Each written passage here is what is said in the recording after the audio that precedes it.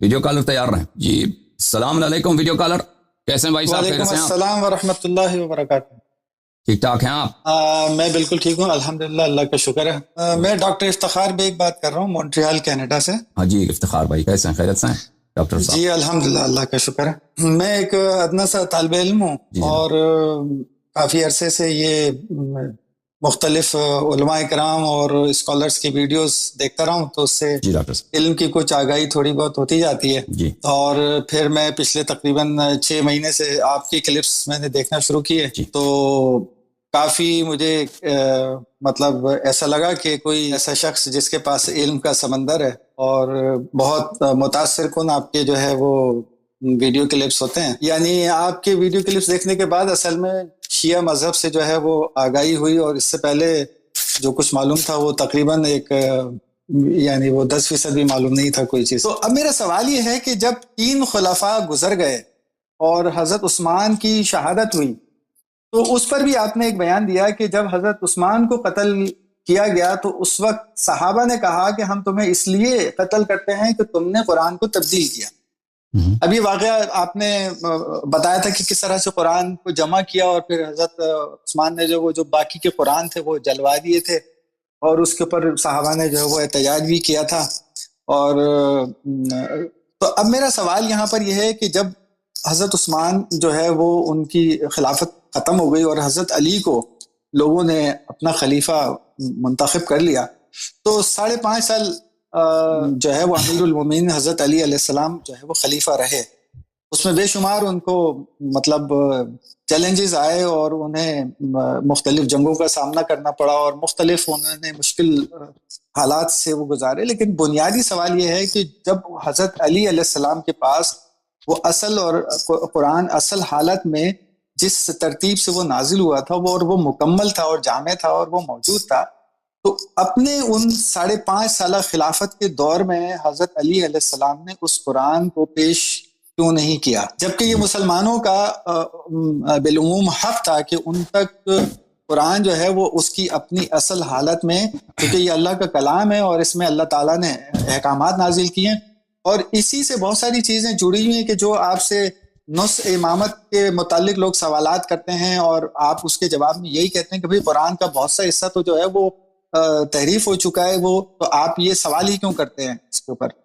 تو اب یہ میرا بنیادی سوال ہے کہ حضرت علی علیہ السلام نے وہ قرآن جو جمع کیا تھا اپنے 5.5 سالہ خلافت کے دور میں، اور پھر ان کے بعد حضرت امام حسن علیہ السلام جو ہے ان کے پاس بھی 6 مہینے خلافت رہی، اسے پیش کیوں نہیں کیا؟ اور اس قرآن کو یعنی سب سے آخر میں آنے والے امام ہیں ان کے لیے چھوڑ دیا گیا کہ وہ اس کو جو ہے جب آئیں گے 12ویں امام وہ اسے انٹروڈیوس کریں گے، یا اصل قرآن جو ہے وہ بتائیں گے اور اس کو پڑھنے کا طریقہ بتائیں گے اور اس کے احکامات بتائیں گے. تو یہ بات جو ہے وہ سمجھنے سے بالکل میں قاصر ہوں. تو اس پہ عذرائے کرم اگر آپ اپنی کوئی عالمانہ رہنمائی فرمائیں تو. جی حتماً.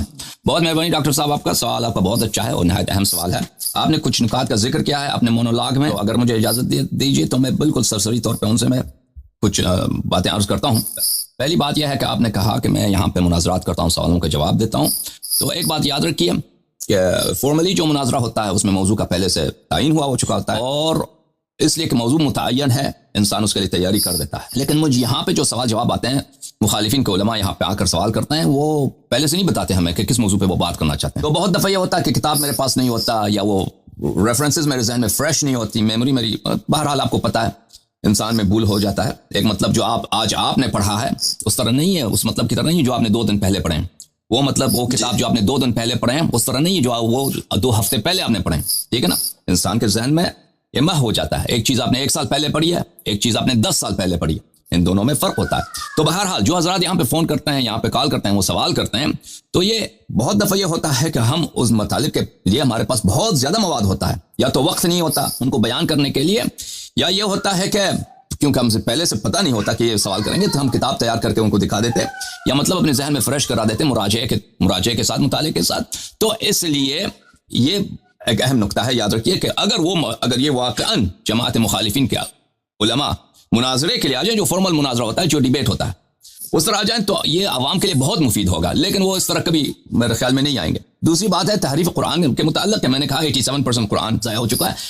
تو یاد رکھیے تحریف قرآن کے متعلق جتنی باتیں میں نے یہاں پہ کی ہیں اس پہ میں نے کوئی لیکچر نہیں دی ہے، صرف سوال و جواب ہوئے ہیں، صرف سوال و جواب کے حد تک میں نے بعض باتیں جو 2 منٹ 5 منٹ یا 10 منٹ کے جواب دینے میں مجھے موقع ملتا ہے، میں ان کے میں جتنا مجھے ہو سکتا ہے میں بات کرتا ہوں، بات کر لیتا ہوں، ان میں کچھ ریفرنسز دکھا دیتا ہوں، لیکن قرآن کے متعلق قرآن کی جو تاریخ ہے اس میں حقائق بہت زیادہ ہیں، اور قرآن کی تاریخ جیسے اسلام مسلمانوں کی تاریخ ہے اس میں ظلم بہت ہے خود اسلام پر، اسی طرح قرآن مجید کی تاریخ بھی بہت ایک تلخ تاریخ ہے، جیسے اہل بیت طاہرین علیہم الصلوۃ والسلام کی تاریخ بہت تلخ ہے، اسی طرح قرآن مجید کی تاریخ بہت تلخ ہے اور اس میں حقائق بہت، اور مسلمان اس کو بالکل ڈانپ کے رکھتے ہیں، علماء شیعہ بھی اور مخالفین بھی، شیعہ اس لیے کہ وہ ڈرتے ہیں اس بات سے، کچھ شیعہ حضرات تو ان کو تو تحقیق نہیں ہوتی، جن کی تحقیق ہوتی ہے وہ اس بات سے ڈرتے ہیں کہ اگر ہم اس مسئلے کو چھیڑیں تو پھر ہم پہ ٹپا لگے گا کہ شیعوں کا قرآن اور ہے، پھر ہم اس کو ثابت نہیں کر سکیں گے اپنی بات کو کہ نہیں ہمارا قرآن یہی ہے، لیکن یہ موجودہ قرآن پہ بہت ظلم ہوا ہے، تو اس بات کو ثابت نہیں کر سکیں گے، صرف ایک کلپ مخالفین کو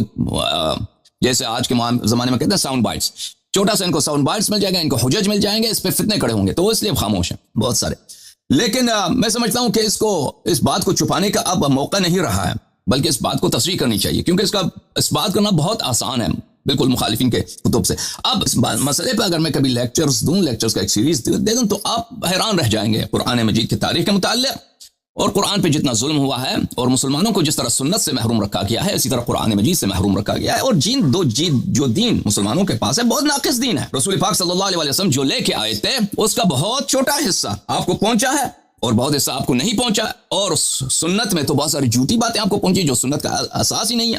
اچھا، جو 87% قرآن کی آپ نے بات کی کہ میں نے کہا 87% قرآن ضائع ہو چکا ہے، یہ میرا جملہ نہیں ہے، یہ کیلکولیشن بخاری مسلم کے روح سے اور عمر بن الخطاب کی روایات کی روح سے۔ اب یہ کیلکولیشن کیسا ہے؟ بہت دقیق کیلکولیشن ہے، اور جب میں لیکچر دوں گا تو میں آپ کو دکھا دوں گا وہ بخاری مسلم سے باہر جانے کی ضرورت نہیں ہے، جو صحیح ہے جو اجماع ہے جن 2 کتابوں پر اسی سے ہم ثابت کریں گے، اور بہت آدھا گھنٹے 45 منٹ لگتے ہیں، لیکن اس کو دکھانے کے لیے جس شخص کو پتہ ہی نہیں ہے اس کو 40-45 منٹ دکھانے کے وقت لگے گا۔ اچھا، دوسری بات آپ نے کہا کہ یمامہ میں حفاظ شہید ہو گئے، یمامہ میں حفاظ شہید نہیں ہوئے، قراء شہید ہو گئے، ان دونوں میں بڑا فرق ہوتا ہے۔ ہمارے پاس کوئی ایسی دلیل نہیں ہے کہ کوئی صحابی قرآن کا حافظ تھا سوائے امیر المؤمنین علیہ السلام کے، کہ کوئی صحابی قرآن کا حافظ تھا۔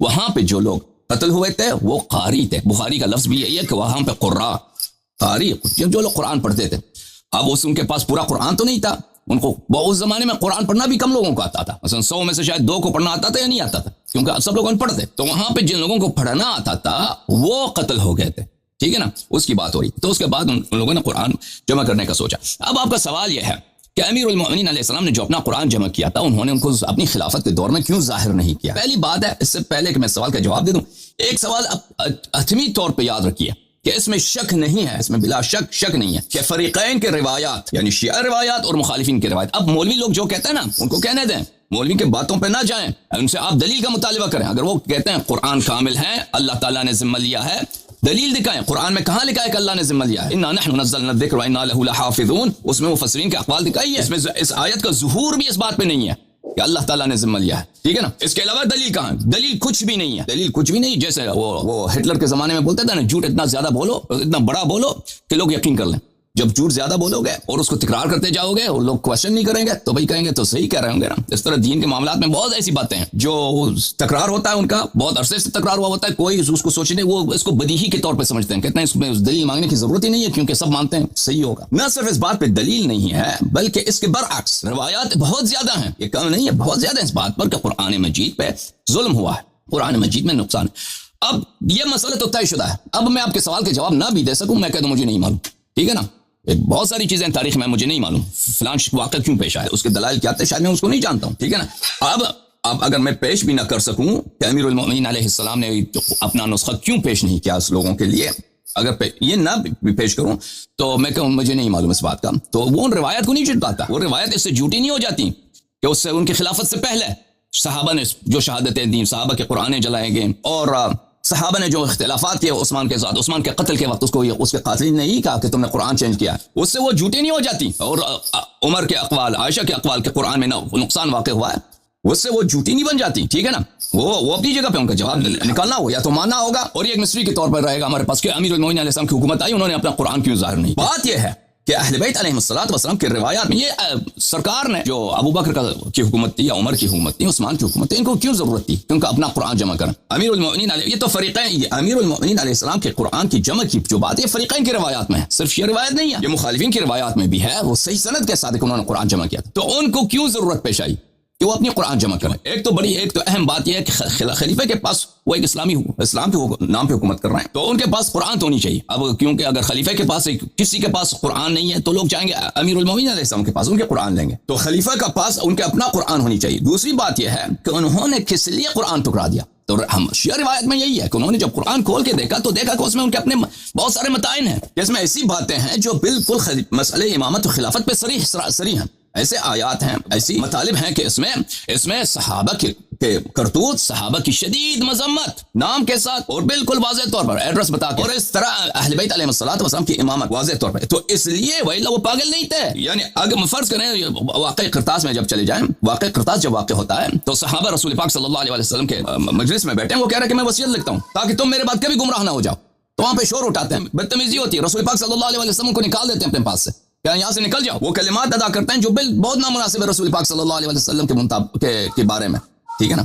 یہ پاگل نہیں ہے کہ اس طرح کرتے ہیں، ان کو بخوبی پتہ ہے، ان کا ایک منفعت ہے مسئلہ خلافت میں، مسئلہ امامت میں، مسئلہ خلافت میں، امامت میں۔ ہارون نے اپنے بیٹے مامون سے کہا الملک عقیم، سیاست کوئی رشتہ داری نہیں ہوتی، بادشاہ کا کوئی رشتہ دار نہیں ہوتا، تو بھی میرے ساتھ، اپنے بیٹے سے کہا تو بھی میرے ساتھ نزاع کرو، مجھ سے حکومت چھیننے کی کوشش کرو، میں تیرا سر اڑا دوں گا، تیرا سر قلم کر دوں گا۔ اور کتنے تاریخ میں ہوئے ہیں، باپ نے بیٹے کا قتل کیا، بیٹے ایران کا ایک بادشاہ تھا نادر، اس کا ایک بیٹا تھا، اس کا ولی عہد تھا، وہ بہت خوبصورت لڑکا تھا، شہزادہ تھا نادر کا بیٹا، اور بہت خوبصورت نوجوان بلند قد، اس کو بادشاہ اس سے بہت محبت بھی کرتا تھا، اس کا نام ظاہراً شاہ رخ تھا۔ تو ایک دن بادشاہ مازندران سے جا رہا تھا، جنگل سے اس پہ فائر ہوا، درختوں سے جنگل سے اس پہ، اس زمانے میں بندوق آئے تھے، یہ 18ویں صدی کی بات ہے، 1700 کی بات، تو اس پہ بندوق چلا، پتہ نہیں چلا کہ کس نے مارا ہے۔ تو یہ بات بادشاہ کے ذہن میں رپورٹ کس نے دے دی کہ آپ کے بیٹے نے کیا ہوگا کہ وہ جو ہے تاکہ آپ وہ خود بادشاہ بن جائے۔ تو بادشاہ نے کیا کہا، فوراً اس کو بلایا بیٹے کو، بیٹے سے پوچھا کہ تم نے کیا، بیٹے نے قسم کھائی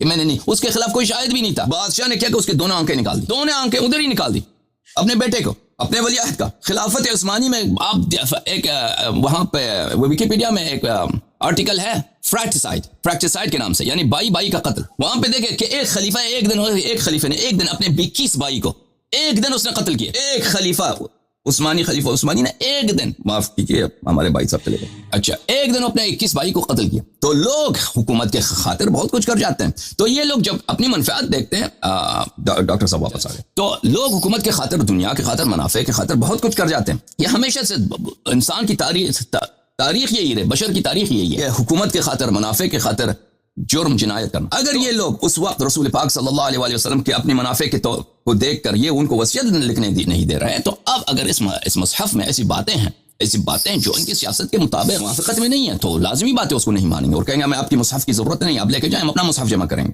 اور انہوں نے اپنا مصحف جمع کیا۔ تو اس کی وجہ یہ ہے، اگر وجہ یہ ہے تو امیر المؤمنین علیہ السلام نے بعد میں اس کو ظاہر کیوں نہیں کیا؟ دیکھیں، جب رسول پاک صلی اللہ علیہ وسلم کی وفات ہوئی ہے، اس وقت اسلام بہت محدود تھا، اس کا جغرافیائی لحاظ سے بہت محدود علاقے میں تھا۔ مدینہ کے لوگ مسلمان تھے، مکہ کے لوگ 1-2 سال ہوئے مسلمان ہوئے، مکہ کے لوگ بھی پکے مسلمان نہیں، وہ بھی تلوار کے زور سے قتل ہو جاتے، وہ مسلمان ہو گئے۔ طائف کے لوگ تلوار کے زور سے مسلمان ہوئے، بہت سارے قبائل ہیں جو تلوار کے زور سے مسلمان ہوئے، وہ کچھ کو پیسے دے کر مسلمان ہوئے، ٹھیک ہے نا۔ یہ اور اکثر لوگ یدخلون فی دین اللہ افواجا، یہ سب سند 10 ہجری کی بات، یعنی ابھی مسلمان ہوئے۔ جو پرانے مسلمان ہیں جنہوں نے رسول پاک صلی اللہ علیہ وسلم کے صحبت کو پایا ہے، وہ بہت کم ہیں، مدینے میں ہیں، سب مدینے میں ہیں، مہاجرین انصار سب مدینے میں تھے، مکہ بقیہ لوگ تازہ مسلمان ہوئے۔ اچھا، اب جب فتوحات کا سلسلہ جب شروع ہو گیا ہے تو بہت سارے لوگ اسلام میں داخل ہو گئے، مصر فتح ہو گیا، شام فتح ہو گیا، ایران فتح ہو گیا، آرمینیا فتح ہو گیا، دور دراز کے علاقے فتح ہو گئے، تو لوگ بہت داخل ہو گئے۔ وہ لوگ جو اسلام کو جانتے ہیں وہ بہت مختلف ہے اس اسلام سے جو نبی کریم صلی اللہ علیہ وسلم کے دور کی بات ہے۔ اب دیکھیں، میں آپ کو ایک خطبہ دکھاتا ہوں امیر المؤمنین علیہ الصلوۃ والسلام کا، اس میں ڈاکٹر صاحب کے سوال کا جواب مل جائے گا۔ کتاب سلیم ابن قیس ہلالی میں ان کا جواب ہے کہ انہوں نے وہ باتیں کیوں چینج نہیں کی جو خلفاء کے دور میں جو بدعتیں دین میں داخل کی گئی، اسی میں آپ کو سب کا جواب میں، یہ کتاب سلیم ہے، امیر المؤمنین علیہ الصلوۃ والسلام، کتاب سلیم ابن قیس ہلالی، جلد نمبر 2، چھاپ ایران۔ یہاں پر عزیزو الحدیث الثامن عشر، 18واں حدیث ہے۔ اس کے پہلے میں امیر المؤمنین علیہ الصلوۃ والسلام عام لوگوں سے بات کرتے ہیں، پھر اس کے بعد ثم اقبل، اس کے بعد امیر المؤمنین علیہ الصلوۃ والسلام، یہ صفحہ نمبر 720 ہے، بوجہ علی ناس من اہل بیتی وشیعتہ، اپنے اہل بیت اور اپنے خالص شیعوں سے انہوں نے بات کی جو قریبی لوگ تھے. وقال لقد عملت الائمة قبلی بامور عظیمہ خالفت فیہا رسول اللہ صلی اللہ علیہ وآلہ وسلم متعمدین. فرمایا کہ مجھ سے پہلے جو 3 خلیفے گزرے ہیں انہوں نے بہت بڑے بڑے کام کیے ہیں. امور عظیمہ، بڑے کام کیا مطلب؟ بڑے کام کیے ہیں کہ بڑے جرائم کیے ہیں، یعنی بہت عظیم ان کے غلطیاں ہیں. انہوں نے مخالفت کیا ان کاموں میں رسول پاک صلی اللہ علیہ وسلم کو عمدن جان بوجھ کر مخالفت کرتے تھے.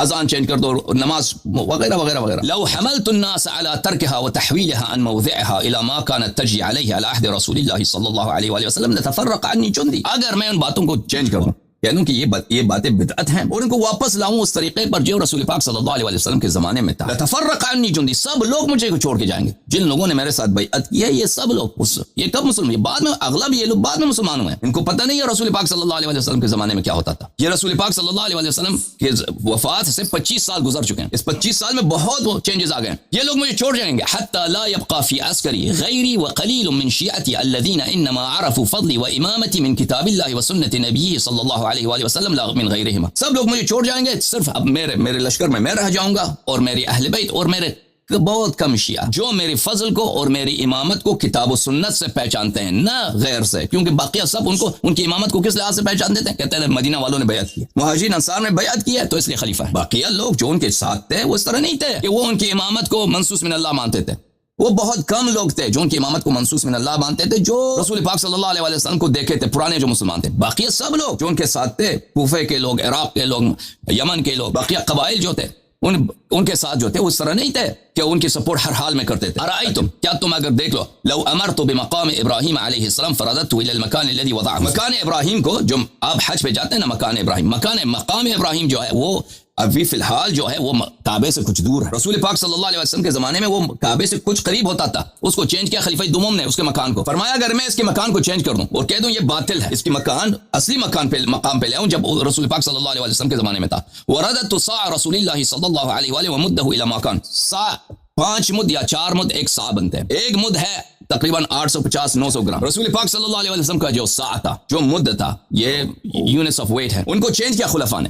اگر میں اس کو واپس لا دوں، ورددت فدک الى ورثۃ فاطمہ علیہ السلام، اور میں فدک کو بھی واپس لا کے آؤں کہ یہ ظلم ہوا ہے ہم پہ، فدک کو میں واپس چھین لوں اور امام حسن امام حسین علیہ السلام کو اور ان اپنی بیٹیوں کو میں دلا دوں واپس. وامضیت قطایا اقتها رسول اللہ صلی اللہ علیہ وآلہ وسلم لاہلها، اور وہ باغات جو رسول پاک صلی اللہ علیہ وآلہ وسلم نے اپنے اہل خانہ کے لیے انہوں نے مخصوص کیا تھا، اپنے اہل بیت کے لیے، وہ میں واپس کر دوں. ورددت دار جعفر بن ابی طالب الى ورثته، اور جعفر تیار کا جو گھر تھا انہوں نے خلفاء نے اس کو برباد کیا تھا، اس کو مسجد میں شامل کیا. میں اگر مسجد کو دوبارہ خراب کر دوں، مسجد پیغمبر صلی اللہ علیہ وسلم کو، اور جعفر تیار کا گھر جو ہے اس کے وارثین کے واپس پلٹا دوں کہ یہ تمہارا گھر ہے، یہاں پہ مسجد نہیں بن سکتی، تم سے چھینا گیا زبردستی. ورددت قضایا من قضى على من كان قبلی بجور، اور جتنے قضایا ہوئے ہیں، جتنے وہاں پہ ججمنٹس ہوئے میرے سے پہلے، اس ذات نے جو حکم دیے ہیں، فلانے کو کوڑے مارے گئے بھائی، اس کی فلانے کو ہاتھ کاٹا گیا، فلانے کو بھائی کسی کی بیوی کسی سے طلاق کرا دیا، بیوی کسی اور سے نکاح کرا دیا، ان سب کو میں چینج کر دوں، واپس کر دوں، ان سب کو میں تصحیح کر دوں، صحیح طریقے سے دوبارہ عمل کروں. ورددت ما قسم من ارض خیبر کی جو غنائم تھے اس کو جو آپس میں ان لوگوں نے تقسیم کیا، اس کو میں فدق کے علاوہ خیبر میں اور بھی زمینیں تھیں جو انہوں نے آپس میں اس کو غلط طریقے سے تقسیم کیا تھا، میں اس کو واپس پلٹا دوں. ومحوت دیوان الاعطیہ واعطیت كما كان يعطي رسول اللہ صلی اللہ علیہ وآلہ وسلم ولم اجعله دولة بین الاغنیاء، اور جو انہوں نے اپنے زمانے میں جو غنائم آتے تھے، بیت المال آتے تھے، انہوں نے آپس میں عربوں کو زیادہ دے دو، عجم کو کم دے دو، قریش کو زیادہ دے دو، انصار کو کم دے دو، یہ سب میں دوبارہ سے وہ جنہوں نے پیسے لیے ہیں ان سے پیسے واپس لے کے دوبارہ میں عادلانہ تقسیم کر دوں. وسبیت ذراری بنی تغلب، اور بنی تغلب کے جو بنی تغلب کو ایک قبیلہ تھا، یہ انہوں نے کوئی جرم کیا تھا، ان کا جرمہ یہی بنتا تھا کہ یہ سب اسیر بن جاتے، میں ان کو دوبارہ اسیر بنا دوں. وامرت الناس ان لا يجمعوا في شهر رمضان الا في فریضہ، اور اسی طرح میں ماہ رمضان میں جو تراویح پڑھا جاتا ہے، تراویح پہ پابندی لگا، تراویح نہ پڑھا کرو، صرف جماعت، صرف نمازیں جو 5 نمازیں ہیں اس میں جماعت کیا کرو، باقی جماعت. اسی طرح اگر میں کرتا رہوں کون میری بات سنے گا؟ تو یہ تو ہلکی باتیں ہیں، یہ تو ہلکی باتیں کہ مقام ابراہیم کو ہٹا دیا، مثلا جعفر تیار کا گھر واپس ان کے اہل کو دے دیا، مسجد کو خراب کر دیا، یہ تو چھوٹی باتیں ہیں. لیکن اگر وہ ایسی صورتیں لے کے نکال دینا، وہ قرآن جو تم پڑھ رہے ہو اس کو یہ اس میں اور بھی باتیں ہیں یہ ترتیب کے ساتھ تم پڑھ رہے ہو، یہ ترتیب غلط ہے، میں نے جمع کیا، یہ ترتیب صحیح ہے. اگر وہ اس کو نکالتے، دیکھیں امیر المومنین علیہ السلام نے عثمان کا قتل نہیں کیا، ان پہ صرف اسی لیے کہ بھائی ان سے حکومت ہم نے چھینا، ان کی خلافت تسلیم نہیں کرنی. مکے میں تھی عائشہ، طلحہ زبیر نے بیعت کیا امیر المومنین علیہ السلام کے ساتھ، طلحہ زبیر نے، اور ان کو توقع یہی تھی، ان کو گریڈ یہی تھا کہ ہم بیعت کریں گے، ہمیں گورنرشپ ملے گا، مجھے بصرے کا گورنر بنائے گا، مجھے یمن کا گورنر، مصر کا گورنرشپ مجھے دے گا. امیر المومنین علیہ السلام نے ان کو نہیں دیا، چھوڑ کے چلے گئے مکے میں اور کہا کہ ہم سے زبردستی بیعت لیا گیا، ہم نہیں کرنا بیعت چاہتے تھے، نہیں زبردستی ہم سے لیا گیا. عثمان کو ہم نے قتل نہیں کیا، عثمان مظلوم مرا، آؤ مسلمانوں عثمان کے خون کا بدلہ لیتے ہیں. حالانکہ آپ تاریخ پڑھی ہے، کس نے طلحہ کا عثمان کا قتل کیا، کون فتویٰ دیتی تھی عثمان کے قتل کا، اور کس نے محاصرہ کیا، کس نے پانی کاٹا عثمان پہ. مروان ابن الحکم نے طلحہ کو اسی لیے قتل کیا جنگ جمل میں کہ یہ عثمان کا قاتل ہے. حالانکہ مروان جو ہے عثمان کا چچا زاد بھائی ہے، اس کا داماد بھی ہے، اس کا وزیر اعظم بھی تھا، اس کا خزانہ دار بھی تھا، اس کا جرنیل بھی تھا، اس کے فوج کا سپہ سالار بھی تھا. وہ تو اچھی طرح جانتا ہے کہ عثمان کو قتل کس نے کیا. تو انہوں نے دیکھیں امیر المومنین علیہ السلام نے قتل نہیں کیا تھا، لیکن ان کی حکومت نہ ماننے کی خاطر ایک بہانہ بناؤ کہ بھئی ہم نے عثمان کا ہم نے انتقام لینا. عثمان کا تم نے انتقام لینا ہے تو جنگ کرنے کی ضرورت ہے، تم آ جاؤ، بولو فلان قاتل ہے، اس سے ہمارا قصاص دے دو. وہ تو پھر خلیفے کا حق ہے، بلکہ خلیفہ کا فریضہ ہے کہ دونوں طرف کی باتیں سنیں، جو دلیل لاتا ہے پھر وہ یا دلیل حق ہے یا باطل ہے وہ فیصلہ سنا دیتا ہے. پھر تم کہہ دینا کہ فیصلہ غلط ہوا ہے، تم نے تو یہ بات کی ہی نہیں ہے، تم تو الٹے شروع ہی سے لشکر لے کے آ گئے. جنگ جمل انہوں نے شروع کیا، پھر جنگ صفین شروع کیا، حالانکہ امیر المومنین علیہ الصلوۃ والسلام بالکل عثمان کے قتل سے بری تھے، ٹھیک ہے نا، عثمان کو خود ان لوگوں نے قتل کیا تھا. ان حالات میں اگر وہ یہ بھی لے کے آتے نا، آپ کہتے ہیں مسجد نبی صلی اللہ علیہ وسلم کو توڑ دیتے کہ یہاں پہ یہ مسجد نہیں ہے، یہ جعفر کے میرے بھائی کا گھر ہے، تم نے مسجد بنا دیا. وہ نہیں کر سکتے، وہ ایک چھوٹی سی بات ہے، وہ نہیں کر سکتے ان کو بھائی کہ لوگ برداشت نہیں کریں گے، لوگ بغاوت کریں گے. یا مثلا مقام ابراہیم کو ہٹا دیں کہ بھئی مقام ابراہیم کا مکان یہ نہیں، یہ اور مکان ہے، وہ برداشت نہیں کریں گے. تراویح پر پابندی نہیں لگا سکتے. تو آپ سمجھتے ہیں کہ وہ ایسے قرآن لے کے آتے، اگر وہ لے کے آتے نا اسی وقت ان کی تکفیر ہو جاتی. سب کہتے ہیں اس سے بڑا جھوٹا کوئی نہیں ہے، ٹھیک ہے نا،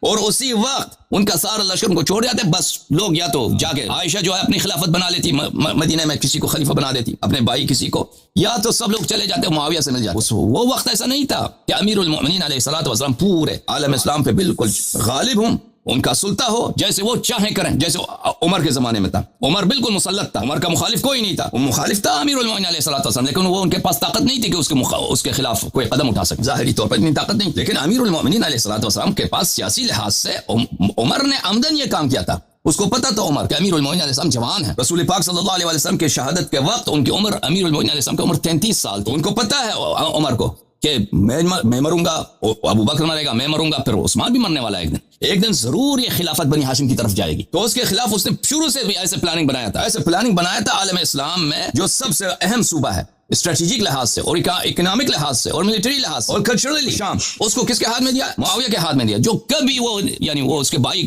وہ تو بنی امیہ اور بنی ہاشم کا کبھی بن ہی نہیں سکتا، جو کٹر دشمن ہے، اس کے ہاتھ میں دیا اور اسے ہمیشہ اس کو برقرار رکھا ہو، کیونکہ آپس میں ان کا کیا تھا؟ تحالف تھا، اس مسئلے پہ انڈرسٹینڈنگ تھی. تو بہرحال کہنے کا مقصد یہ ہے کہ ہو نہیں سکتا. اس کو ظاہر، اگر آپ کہتے ہیں امیر المومنین علیہ السلام نے کیوں ظاہر نہیں کیا، اسی لیے جو باقی کام انہوں نے وہ نہیں کر سکے، اسی لیے کہ تراویح پہ پابندی نہیں لگا سکے، اسی طرح کہ اذان میں سے الصلاۃ خیر من النوم نہیں نکال سکے، بہت ساری باتیں وہ نہیں کر سکے. وہ چاہتے تھے لیکن نہیں کر سکے. جس طرح رسول پاک صلی اللہ علیہ وسلم نے بخاری میں کہا کہ اگر عائشہ سے فرمایا کہ عائشہ اگر یہ قوم میری جو مسلمان ہیں، میرے صحابہ ہیں، یہ تازہ مسلمان نہ ہوتے، ان میں برداشت تحمل ہوتی تو میں کعبہ کو گرا دیتا، کعبہ کو خراب کر دیتا، دوبارہ بنا لیتا شروع سے، اور اس میں 2 دروازے رکھتا. تو اسی وجہ سے کہ رسول پاک صلی اللہ علیہ وسلم نے کعبہ کو نہیں گرایا کہ لوگ تحمل نہیں کریں گے، لوگ پتہ نہیں کیا فتنہ کھڑا کر دیں گے کہ کیسا نبی اس نے کعبہ گرایا. تو اسی لیے امیر المومنین علیہ الصلوۃ والسلام نے بہت ساری باتیں وہ نہیں کر سکے. ایک دن آئے گا جب پورا یہ دین صرف الفاظ قرآن کو چھوڑیے، معانی قرآن کی طرف بات کیجیے نا. معانی قرآن کس کتاب کو پڑھیے، قرآن مجید کو، ہر آیت انسان کا ذہن حیران رہ جاتا ہے اس کے معنی کیا ہیں، مختلف محتملات. رسول پاک صلی اللہ علیہ وسلم کس لیے آئے؟ هو الذي ارسل رسوله بالهدى ودين الحق ربنا وابعث فيهم رسولا منهم يتلو عليهم آياتك ويعلمهم الكتاب والحكمة ويزكيهم. نبی کریم صلی اللہ علیہ وآلہ وسلم هو الذي بعث في الأميين رسولا منهم يتلو عليهم آياته ويزكيهم ويعلمهم الكتاب والحكمة. نبی کریم صلی اللہ علیہ وسلم کا کام یہی کہ آیات کی تلاوت کرے اور کتاب کی تعلیم دے دے. کہاں ہے وہ تفسیر پیغمبر صلی اللہ علیہ وسلم کا؟ مان لیتے ہیں قرآن کے الفاظ کو، یہی ہو ترتیب بھی. معنی کا کیا کریں گے؟ نبی کریم صلی اللہ علیہ وسلم فارغ تو نہیں بیٹھتے تھے، صبح سے شام تک ان کا کام یہی تھا کہ یہ آیات فلانی آیت نازل ہوئے، ان کے معنی یہ ہیں. مسلمانوں حدیث ایک بھی روایت نہیں کی مسلمانوں نے، حدیث ایک بھی روایت نہیں کی کہ رسول پاک صلی اللہ علیہ وسلم کی تفسیر کیا ہے. قرآن جب ہم پڑھتے ہیں تو اس کے معنی میں متحیر رہ جاتے ہیں. مفسرین کے اقوال متضاد، مفسرین کو خود نہیں معلوم، کہتے ہیں یہ احتمال، یہ احتمال، یہ احتمال، یہ. پھر احادیث میں ہے شیعہ اور غیر شیعہ دونوں میں کہ قرآن کا بطن ہے، قرآن کا پوشیدہ مقامات ہیں، قرآن کے رموز ہیں، اسرار ہیں، وہ ہمیں کیوں نہیں بتائے گئے؟ ہم کیوں محروم ہیں ان سے؟ تو یہ کہنا کہ قرآن ہماری دسترس میں نہیں ہے، کم از کم یہ تو مان لو کہ قرآن کے معانی، قرآن کے تفاسیر یہ سب ضائع ہو چکے ہیں، یہ سب ضائع. اور اصل چیز جو ہوتا ہے وہ معنی میں ہوتا ہے، اصل چیز معنی میں ہوتا ہے. الفاظ اہم ہیں، الفاظ سے زیادہ معنی اہم ہے. آپ کوئی قانون کی کتاب کو لیے، کوئی طب کی کتاب کو لیے، الفاظ اس میں اہم نہیں ہوتی. میڈیسن کی کتاب ہو، قانون کی کتاب ہو، فلسفی کی کتاب ہو، اس میں جو معنی مفہوم ہے وہ اہم ہوتا ہے. اسٹوری کوئی پڑھی ہے، الفاظ اہم ہوتے ہیں، ٹھیک ہے، الفاظ اہم ہیں. الفاظ صرف اسی لیے اہم ہے کہ وہ ان معانی ہمیں کنوے کر دیتی ہیں، معانی ہمیں پہنچا دیتی ہیں. قرآن مجید کی جو تفسیر ہے وہ کہاں ہے؟ مفسرین کے اقوال حجت نہیں ہے، مفسرین ان کے اجتہادات ہیں، ان کے ظنون ہیں، ان کے آراء ہیں مفسرین کے. اور وہ خود کہتے ہیں کہ اس فلانا آیت میں 4 احتمال ہے، ہمیں نہیں معلوم کہ کون سا صحیح ہے. یہ احتمال ہو سکتا ہے، یہ احتمال بہتر. فخر رازی کی تفسیر دیکھیے، اول سے آخر تک ہر آیت کا احتمال قول قول قول قول قول قول قول، کون سا اس میں سے صحیح؟ متضاد اقوال ایک ہی آیت کی شان میں. تو عزیز، یہ دین جو ہمیں پہنچا، یہ ناقص پہنچا، اس میں شک ہی نہیں ہے، اس میں شک ہی نہیں ہے. تو لیکن اللہ نے جو دین بھیجا وہ کامل بھیجا. وہ کامل دین کہاں ہے؟ اگر اس کا ایک حامل شخص ہے جو ایک دن وہ ظاہر کرے گا تو پھر اللہ کا وعدہ صحیح ہے، پھر اللہ کا وعدہ صحیح ہے، آمنا بھی. اگر وہ بھی نہیں ہے تو پھر تو بیڑا ہی غرق ہے. اللہ تو نے کیا اللہ تو نے قرآن بھیجا، رسول بھیجا، سب ضائع ہو گیا، بس ختم بات. سنت بھی ضائع، تفسیر قرآن بھی ضائع. اور الفاظ قرآن جہاں تک تعلق ہے، مسلمان لاکھ کہتے ہیں کہ الفاظ قرآن محفوظ ہیں، دلیل ان کے پاس کچھ بھی نہیں. ادعا کرنے سے، کلیم کرنے سے کوئی حق ثابت نہیں ہوتا. حق کس بات سے ثابت ہوتا ہے؟ جب دلیل لے کے آ جائے نا. میں تو یہاں پہ بیٹھا ہوں صبح سے شام، کہتا ہوں مسلمانوں آ جاؤ، مجھے شرمندہ کر دو، اس سے زیادہ میں کیا کہوں؟ مولوی حضرات شرمندہ کرو، دلیل لے کے آؤ، اپنا کوئی صحابہ کی شہادت لے کے آؤ کہ وہ کہتے ہیں قرآن کامل. اگر مجھ سے دلیل مانگتے ہو تو پھر میں کبھی انشاءاللہ تبارک و تعالی لیکچر یہاں پہ دوں گا نا قرآن مجید کی تاریخ پر. پھر تم حیران رہ جاؤ گے. تو پھر مجھے تکفیر تو ویسے بھی آ چکی ہے، تکفیر کے ٹپے لگنے شروع ہو جائیں گے، بلکہ زیادہ ہو جائیں گے. جی ڈاکٹر صاحب، میں معذرت چاہتا ہوں، میں نے بہت گفتگو کی، میں نہیں چاہتا بہت شکریہ، جزاک اللہ، آپ نے بہت مفید معلومات فراہم کی. اور اب اسی سے میرا ایک اور آپ کی گفتگو سننے کے بعد جو ایک سوال پیدا ہوتا ہے اس میں، کہ ایک طرف تو ہمیں یہ نظر آتا ہے کہ جب نبی کریم صلی اللہ علیہ وآلہ وسلم کی جو پوری کی پوری جد و جہد تھی نبوت کی، وہ جب اپنے اختتام کے قریب پہنچی تو پھر اللہ تعالیٰ کی طرف سے جو ہے وہ پیغام آیا کہ الیوم اکملت لکم دینکم، کہ آج ہم نے یہ دین جو ہے وہ مکمل کر دیا ہے. اچھا، ایک تو وہ صورت تھی کہ اس کے بعد پھر نبی کریم صلی اللہ علیہ وسلم نے حجت الوداع کے موقع پر ایک طویل خطبہ بھی دیا اور مسلمانوں کو جو ہے نصیحتیں فرمائیں، سب کچھ. تو ایک تو وہ وقت تھا کہ جس میں یہ عندیہ دیا گیا کہ یہ جو دین تم پر بھیجا گیا ہے اس نبی صلی اللہ علیہ وسلم کے ذریعے، وہ مکمل ہو گیا ہے. اور اس کے بعد پھر یہ صورت پیدا ہو گئی کہ اس میں جو ہے وہ جو ان کے جانشین جن کو ہونا چاہیے تھا، اور تمام اوصاف اور تمام تر یعنی واضح نشانیوں کے ساتھ، اور جس کا کہ مطلب غدیر خم پر اعلان بھی کر دیا گیا تھا، تو پھر سوال یہ پیدا ہوتا ہے کہ وہ دین مکمل ہونے سے کیا مفہوم تھا اس آیت کا کہ اس وقت دین، اور اب ہمیں دین کی تکمیل کے لیے مزید انتظار کرنا ہے، اور وہ انتظار بھی چند سالوں کا نہیں، کئی صدیوں کا پر محیط ہے کہ 1400 سال تو گزر چکے ہیں اور وہ دین ابھی تک مکمل نہیں ہے، وہ ہم تک جو ہے وہ مکمل دین پہنچا ہی نہیں ہے. تو پھر میرا سوال یہ ہے کہ اس آیت کا مطلب کیا تھا جو نبی کریم صلی اللہ علیہ وسلم کے اوپر نازل فرمائی کہ یہ دین ہم نے مکمل کر دیا ہے؟ اس کا جواب یہ ہے میرے بھائی، میرے معزز ڈاکٹر صاحب. پہلی بات یہ ہے، پہلے جو انبیاء تھے نبی کریم صلی اللہ علیہ وسلم سے پہلے، حضرت عیسیٰ علیہ السلام تھے، حضرت موسیٰ علیہ السلام تھے، حضرت یوسف علیہ السلام تھے، حضرت ابراہیم علیہ السلام تھے. یہ سب بشارت دیتے تھے اپنی امت کو کہ ہمارے بعد ایک نبی آئے گا جو سب انبیاء سے بڑا ہوگا، جو سب رسول سے بڑا ہوگا. وہ جب آ جائیں تو ان کی تصدیق کرنا، ان پہ ایمان لانا، ان پہ جانیں فدا کرنا، ان کا کلمہ پڑھنا، ان کی کتاب پڑھنا. وہ جو شریعت لے کے آئیں وہ کہتے ہیں کہ پہلے والا شریعت نسخ ہو چکا ہے تو قبول کر لو. اگر وہ آ جائیں کہتے ہیں کہ تورات چھوڑ دو تو تورات چھوڑ دو. اس زمانے میں جو اہل ایمان رہتے تھے، کرسچنز تھے، یہودی تھے، وہ اسی انتظار میں تھے، صدیوں تک انتظار میں تھے کہ وہ نبی جس کا وعدہ اللہ نے دیا ہے، جس کا وعدہ انبیاء علیہ السلام نے دیا ہے، وہ کب تشریف لائیں گے. اسی لیے یہودی جو ہے، یہودیوں کا کوئی تعلق ہی نہیں ہے جزیرۃ العرب. یہودیوں کا تعلق جزیرۃ العرب سے نہیں. یہود کہاں رہتے تھے؟ یہود رہتے تھے حضرت ابراہیم علیہ السلام کے نسل میں سے، ٹھیک ہے نا، حضرت اسحاق علیہ السلام. یہ رہتے تھے کنعان میں، فلسطین میں رہتے تھے. حضرت یوسف علیہ السلام کے ساتھ یہ لوگ چلے گئے، پھر کہاں منتقل ہو گئے؟ مصر میں منتقل ہو گئے. پھر حضرت موسیٰ علیہ السلام تشریف لائے تو ان کو مصر سے دوبارہ نکال دیا. وہ ان کے آبائی جو جگہ تھی فلسطین، کنعان، وہاں پہ لے کے گئے، تو وہیں پہ وہ رہتے تھے. لیکن ان میں سے کچھ جو بہت ہی دیندار تھے، جو بہت ہی آرتھوڈاکس تھے، انہوں نے کہا کہ ایک نبی آئے گا. ان کے پاس نشانیاں تھیں کہ وہ نبی جزیرۃ العرب میں آئے گا، وہ نبی ایک سرزمین میں آئے گا جس کا نام یثرب ہوگا، اور وہ اس پہاڑی کے قریب ہوگا جس پہاڑی کو احد کہا جائے گا. تو وہ لوگ اس زمانے سے ہجرت کر گئے، اپنے آبائی شہروں کو چھوڑ دیے اور آئے اسی سرزمین کے تلاش میں. عربوں سے پوچھتے تھے بدھوں سے پوچھتے تھے کہ یثرب ہمیں دکھاؤ پیسے دے کے وغیرہ وغیرہ. ان کو یثرب نہیں ملا. پھر ان میں سے کچھ یثرب نہیں ملا, کچھ ان میں سے تلاش کرتے کرتے خیبر کے قریب انہوں نے جگہ لے لیا اپنا, خیبر کے قریب جگہ بنایا, اور کچھ لوگ اسی علاقے میں پہاڑیوں کے ساتھ رہنے لگے. تو ان میں سے کچھ لوگوں کو جو ہے بعض عربوں سے پوچھا نشانیوں کے ساتھ, ان کو جگہ مل گئی یثرب. تو انہوں نے اپنے بھائیوں کو پیغام بھیجا کہ بھائی ہم یثرب کی تلاش میں فلسطین سے آئے تھے, ہمیں مل گیا. تو انہوں نے کہا ہم دور تو نہیں ہیں, ہم ادھر اب ہم نے گھر بنائے یہاں پہ, تو جب ہماری وہ نبی آ جائیں تو ہمیں خبر دے دینا, ہم آ کے ان کی تصدیق کریں گے. تو یہ نبی, یہ جو آیتیں مختلف آیات ہے قرآن مجید میں کہ یہ جو تھے یعرفونہ کما یعرفون ابناءہم, کہ نبی کریم صلی اللہ علیہ وسلم کے انتظار میں یہ آئے تھے. اور نبی کریم صلی اللہ علیہ وسلم جب تشریف آئے تو ان کو جیسے انسان اپنے بیٹے کو جانتا ہے نا, میرا یہ بیٹا ہے, شک نہیں ہوتا, اسی طرح وہ پہچان گئے یہ وہی پیغمبر. تو کہنے کا مقصد یہ ہے کہ انتظار اس سے پہلے یہ کوئی نیا واقعہ نہیں ہے کہ اللہ کی حجت کا انتظار کیا جائے. صدیوں تک انتظار کیا لوگوں نے, مومنین نے. بعض نے ایمان لائے, بعض یہودی, اور بعض پہچاننے کے باوجود انہوں نے ایمان نہیں لائے. جہاں تک آپ کا تعلق ہے, آپ کا بیان ہے کہ آیے کریمہ اللہ نے قرآن میں فرمایا الیوم اکملت لکم دینکم, میں اس کے متعلق آپ خدمت میں عرض کروں. یہ کتاب ہے تاریخ مدینہ دمشق معروف بتاریخ ابن عساکر, جلد نمبر 42, یہاں پر چاپ دار الفکر. یہاں پر میں آپ کی خدمت میں اس کے صفحہ نمبر چلتے ہیں, صفحہ نمبر 237 میں ابو ہریرہ سے روایت ہے اور ابو سعید خدری وغیرہ سے. ملاحظہ فرمائیے صفحہ نمبر 237 ہے. یہاں پر ابو سعید خدری فرماتے ہیں قال لما نسب رسول اللہ صلی اللہ علیہ وآلہ وسلم علیا بغدیر خم فنادى له بالولایہ, جب رسول پاک صلی اللہ علیہ وآلہ وسلم نے امیر المؤمنین علیہ السلام کو نصب فرمایا غدیر خم میں, تو رسول پاک صلی اللہ علیہ وآلہ وسلم نے ان کی ولایت کا ندا دیا ہے کہ یہ ولی ہیں آپ کے. حبت جبرائیل, اس وقت جبرائیل علیہ السلام نازل ہوئے بهذه الآية, اس آیت کے ساتھ اليوم اکملت لکم دینکم واتممت علیکم نعمتی ورضیت لکم الاسلام دینا. کہ آیہ اکمال الدین کہاں نازل ہوئی ہے؟ آیہ اکمال الدین نازل ہوئی ہے امیر المؤمنین علیہ السلام کی ولایت کے وقت غدیر خم میں. اس کے علاوہ میرے معزز ناظرین یہاں پہ ملاحظہ فرمائی صفحہ نمبر 233 میں, صفحہ نمبر 233 میں یہاں پہ ابی ہریرہ سے روایت, انہوں نے فرمایا ابو ہریرہ نے کہ جو شخص روزہ رکھتا ہے 18 ذی الحجہ کو, 18 ذی الحجہ یوم غدیر خم ہے, عید غدیر, اللہ تعالیٰ اس کو 60 مہینوں کا, یعنی 60 مہینے بنتے 5 سال مسلسل روزہ رکھے اس کا ثواب دیتا ہے. وہ یوم غدیر خم, 18 ذی الحجہ غدیر خم ہے. لما اخذ النبی صلی اللہ علیہ وآلہ وسلم بیاد علی بن ابی طالب, جب نبی صلی اللہ علیہ وآلہ وسلم نے علی بن ابی طالب علیہ السلام کا ہاتھ اٹھایا ہے اور فرمایا الست ولی المؤمنین, کیا میں مومنین کا ولی نہیں ہوں؟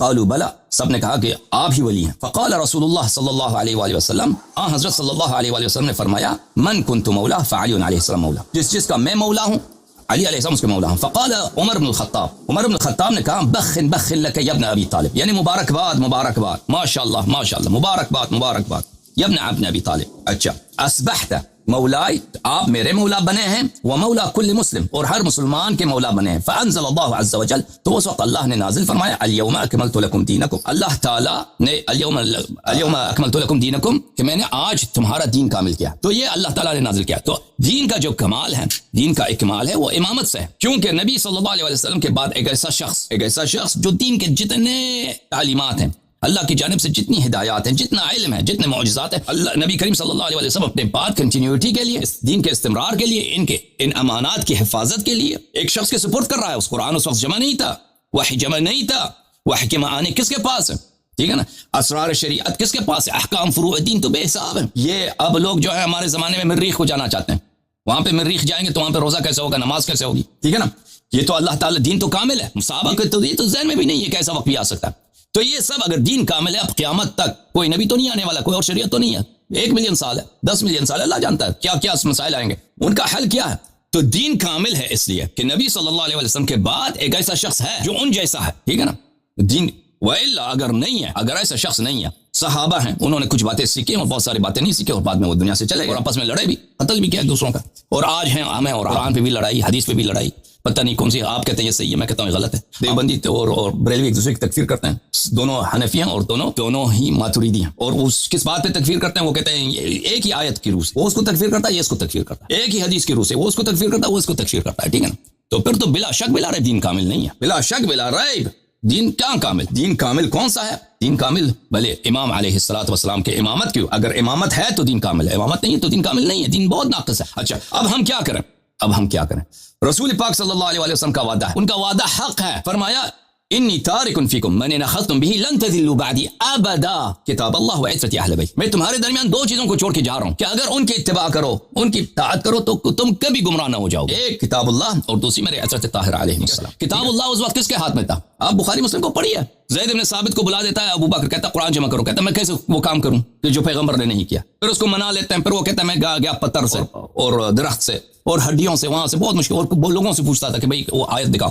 تو اس کے روح سے میں نے مشکل سے قرآن جمع کیا, جیسے میں نے ایک پہاڑ اٹھایا ہوتا مشکل کام تھا. تو قرآن تو کسی کے پاس نہیں تھا نا. اور قرآن دیکھیں, قرآن کو جو پیغمبر صلی اللہ علیہ وسلم نے فرمایا قرآن کی اطاعت کرو, قرآن کی اطاعت کرو, یہ بھی در حقیقت اور لوگوں کو بلانا ہے اہل بیت علیہ السلام کے پاس, کیونکہ لوگوں کے پاس قرآن نہیں تھا اس وقت. اور دوسری بات یہ ہے کہ قرآن امامت نہیں کرتا. قرآن امامت نہیں کرتا. آپ قرآن سے ایک سوال کرو, یہ قرآن میرے پاس پڑھا ہے. قرآن نہیں بولتا کہ اس کا جواب یہ ہے. قرآن اگر کوئی جنگ ہو جاتا ہے, میں قرآن کو کمانڈر کے طور پہ نہیں بھیج سکتا کہ آپ جا کے جہاد کرو, میں ادھر بیٹھا ہوں. قرآن جا کے زکات امیر سے زکات لے کر فقیر کو نہیں دیتا. قرآن اگر کوئی شخص چوری کرتا ہے اس کا ہاتھ نہیں کاٹتا. تو یہ جو فرمایا ہے تجوزاً فرمایا. قرآن کو اگر امام خلیفہ کہا, یہ مجازاً ہے. حقیقی خلیفہ جو بالحقیقت یہ کام کر لیتا ہے, جو واقعا نبی صلی اللہ علیہ وسلم کی سیٹ پہ بیٹھ کر نبی صلی اللہ علیہ وسلم کا رول ادا کر سکتا ہے, سوائے تلقی وحی کی. نبوت نہیں ہے ان کے پاس, باقی سب کام کر سکتا ہے. وہ شخص ہے, وہ فرد ہے, وہ امام ہے. تو نبی کریم صلی اللہ علیہ وسلم نے فرمایا. تو نبی صلی اللہ علیہ وسلم کا وعدہ جھوٹا نہیں ہے. اب کوئی شخص جو بھی چاہتا ہے, دین کا مسئلہ ہے نا, دین کا مسئلہ توحید چاہتا ہے, نبوت چاہتا ہے, اللہ کا صفات چاہتا ہے, یوم معاد کیا ہوگا, روز قیامت کیا پیش آئے گا, وہ چاہتا ہے.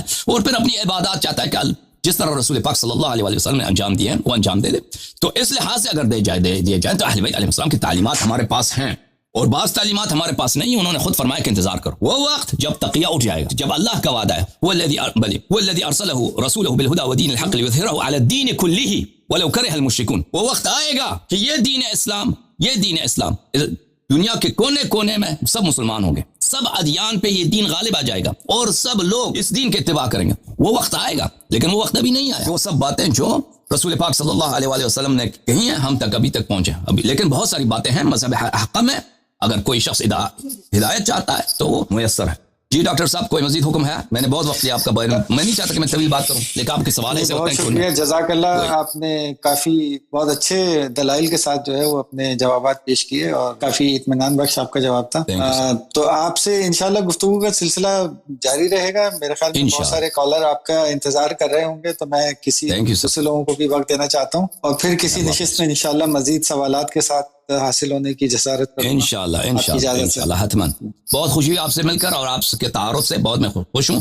خداوند متعال آپ کو اور آپ کے اہل خانہ کو طول عمر, سلامتی اور خیر دارین عنایت فرمائے. بہت مہربانی ڈاکٹر, جزاک اللہ. اوکے عزیزوں, میں بہت شکر گزار ہوں ڈاکٹر صاحب کا کہ انہوں نے تسلی سے ہماری باتوں کو سنا اور انہوں نے میری باتوں کو نہیں کاٹا. اور یہ ایک مہذب شخص ہیں جو الحمدللہ رب العالمین تحقیق کرنا چاہتے ہیں, سیکھنا چاہتے ہیں.